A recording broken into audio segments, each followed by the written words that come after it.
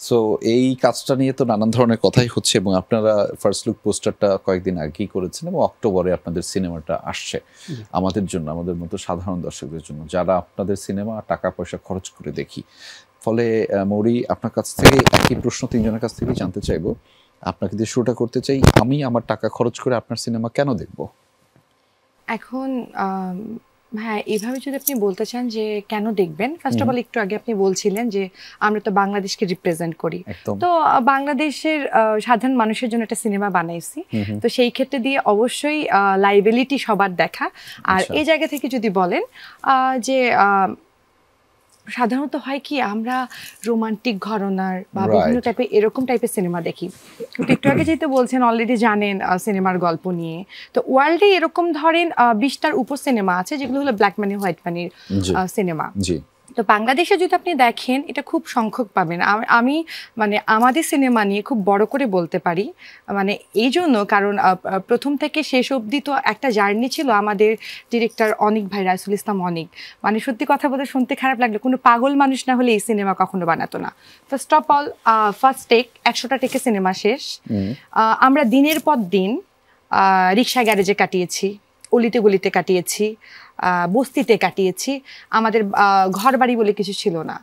So call time দুটোই শেষ হতো। মানে আমি এটা বলার এই অর্থ যে আপনারা রিলেট করতে পারবেন যে একটু আগে আমি বলে আসলাম যে হ্যাঁ কতটা প্যাশনেট ছিল। মানে ওই একটা ডিরেক্টর, একটা স্বপ্ন যখন হয় একটা সিনেমা, এটার জন্য কত কি যে করতে পারে এটা না দেখলে। ওই যে ভাইয়া বললো যে 30 জনের টিম, আমাদের কি কষ্ট করতে হয়েছে। টিমের মধ্যে একমাত্র আমি মেয়ে ছিলাম, পরে আমাদের মেয়ে আর্টিস্ট আরেকজন আছে সংযুক্ত হয়েছে। তো দিনের পর দিন আমরা ওই এত কষ্ট করে গিয়েছি, আর অসাধারণ একটা গল্প দেখি দর্শক, মানে বললাম না যে বিশ্বাস করতে হবে বা যেটাকে না ভালো লেগে উপায় নেই। গল্পটা আসলেই এরকম। আর বাংলাদেশে তো আসলে এই টাইপের গল্প আমি দাবি করি যে অ্যাট দ্য ফার্স্ট টাইম দর্শক দেখতে পাবে। মানে গল্প নিয়ে 100% আমি বলতে পারি আমার ডিরেক্টরের মেকিং নিয়ে, কারণ এটা বাংলাদেশে ফার্স্ট টাইম 100টা টেকে 1 টেকে সিনেমা শেষ হচ্ছে, তো ইটস দ্য ফার্স্ট টাইম। তো যেহেতু যে ভ্যারিয়েশন আমরা হলিউড বলিউডে দেখি যে 1 টেকের সিনেমা, তো বাংলাদেশে এটা চলটা খুবই কম। অ্যাট দ্য ফার্স্ট টাইম যেহেতু ফার্স্ট টেকে একটা ডিরেক্টর চেষ্টা করেছে, এবং আমি বলবো যেহেতু মেকিং শেষ, রিলিজ তো সামনে হবে ইনশাল্লাহ, আল্লাহ যদি সহায় থাকে, অলরেডি সফল যেহেতু শেষ করতে পেরেছে, সেই জায়গা থেকে বলবো যে আমাদের দেশের ছেলে, বাংলাদেশের ছেলে রাইসুল ইসলাম অনেক 1 টেকে শেষ করেছে, তো দেশের মানুষ হয়ে কেন দেখবো না? Why Hollywood Bollywood? অবশ্যই একটা ভিন্নতা আছে 1 টেকের একটা সিনেমা, তারপরে হচ্ছে একটা গল্পটা ভিন্ন, এবং আপনাদের এই গল্পটার পেছনে একটা প্যাশনেট জার্নি আছে, সো এটা তো থাকছি। রুবেল ভাই, একই প্রশ্ন আপনার কাছে যে কেন আসলে অসাধারণ দর্শকরা আপনাদের মতো সাধারণ অভিনেতাদের কাছ থেকে, আমরা সবসময় বলি সব অভিনেতারা অসাধারণ আর দর্শকরা সবসময় সাধারণ, আমরা আমাদের এই জায়গা থেকে বলি আমাদের দর্শকরা অসাধারণ, যারা এত কষ্ট করে বড় বড় অভিনেতাদের তৈরি করেন তারা আসলে মূলত অসাধারণ। ফলে সেই অসাধারণ দর্শকরা কেন আপনাদের কাজ দেখবে? প্রথমত গল্পটা আমাদের গল্প, আমরা যাপিত জীবনের গল্প। হ্যাঁ, যাপিত জীবনের গল্প, এবং আমরা যে দেশে বাস করছি বাংলাদেশ, এটা বাংলাদেশের গল্প, এবং এই গল্পের যতগুলো দিক আছে দর্শক প্রতিটা দিকেই নিজেকে টের পাবে যে হ্যাঁ ওই জায়গাটায় একসময় আমিও ছিলাম। আরে আমি এরকম ঘটনা ঘটেছে আমার লাইফে। হ্যাঁ হ্যাঁ হ্যাঁ, ওইরকম একটা ব্যাপার ছিল। আর গল্পটার মধ্যে আপনার নিকট অতীতের কিছু রাজনৈতিক বাস্তবতা, সেই সূত্রে কিছু অসাধু রাজনীতি এবং লোভী মানুষের গল্প, যেটা আসলে আপনি যদি খুব ছোট করে দেখেন সমাজের ভেতরেও কিন্তু এই চর্চাগুলো হয়। তো এটা ছোট বা বড় যে আঙ্গিকেই হোক দর্শক রিলেট করতে পারবে। মেকিংয়ের জায়গাটা অসাধারণ, অনেক ভাই যেভাবে ভেবেছে 100টা শটের ভিতরে আমরা করি, এখানে তো মনে করেন যে এই ক্লোজ নো, এই নো সেই নো এত কিছু নাই, এক টেকে দিতে হবে, আমাদের রিসেল করতে হচ্ছে বারবার, আমাদের পরিশ্রমটাও দর্শক টের পাবে। হচ্ছে যে এমন অনেক সময় হয়তো রাইসুল ইসলাম অনিক ভাই অসাধারণ ডিরেক্টর, উনি বললো রুবেল ভাই আপনি তো একটু রেস্ট নেন, রাতে তখন 2টা বাজে, কোথায় রেস্ট নেন?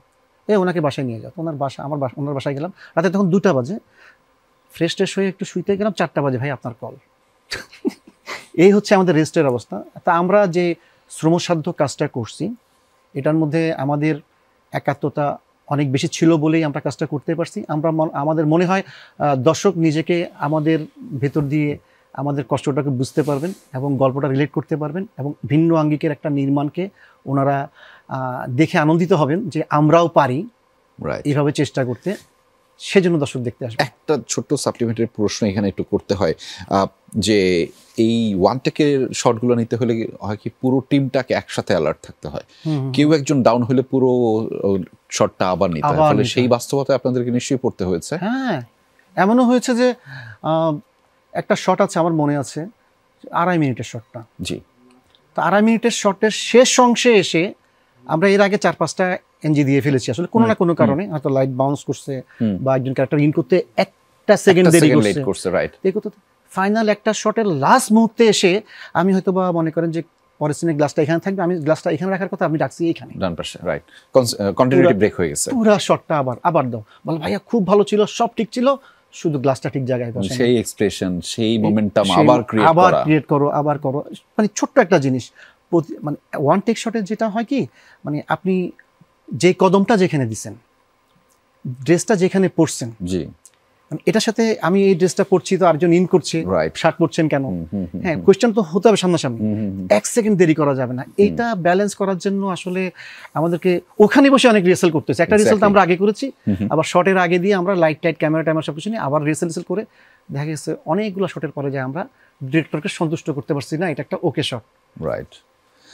এভাবে একই প্রশ্ন আপনার কাছে, যে এই দুজন যেভাবে বললেন নানান ধরনের অভিজ্ঞতার মধ্য দিয়ে যেতে হয়েছে এবং এটা বাংলাদেশের সিনেমা ইন্ডাস্ট্রিতে একটা নতুন মেরুকরণ তো অফকোর্স যুক্ত করতে যাচ্ছে, সেক্ষেত্রে আপনার কোনো ধরনের নতুন ইনপুট আছে কিনা, কেন আসলে দর্শকরা এই সিনেমাটাকে গ্রহণ করবেন?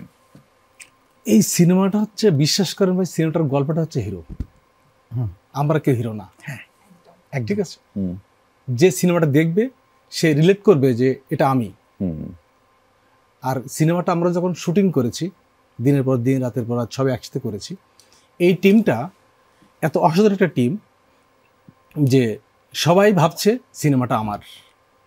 একটা টিমের সবচেয়ে বড় সার্থকতা তখনই যখন সে ভাববে, একজন প্রোডাকশন ভাই যখন ভাববে যে সিনেমাটা আমার, তখন আমি বিশ্বাস করি যে সিনেমাটা সিনেমায় উঠবে এবং এই গল্প বলাটার ঢংটা অন্যরকম।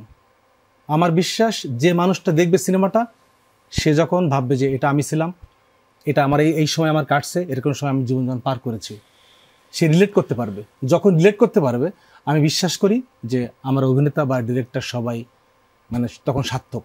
জি, আপনি সিনেমাটা দেখবেন এই কারণে যে আপনি যখন একটা সিনেমা দেখতে যাবেন, তখন কিন্তু একটা দিন আপনার টাকা, জার্নি, এই শহরে একটা সিনেমা দেখতে গেলে কিন্তু আমরা আগে থেকে প্ল্যান করা লাগে, একদমই, হ্যাঁ। তো সেই জায়গা থেকে আমি বিশ্বাস করি যে আপনার ওই টাকাটা, ওই সময়টা ঠিকঠাক জায়গায় মানে যাবে, যাবে, মানে আপনি তৃপ্তি পাবেন, তৃপ্তি ঢেকুরটা তোলা যাবে। হ্যাঁ,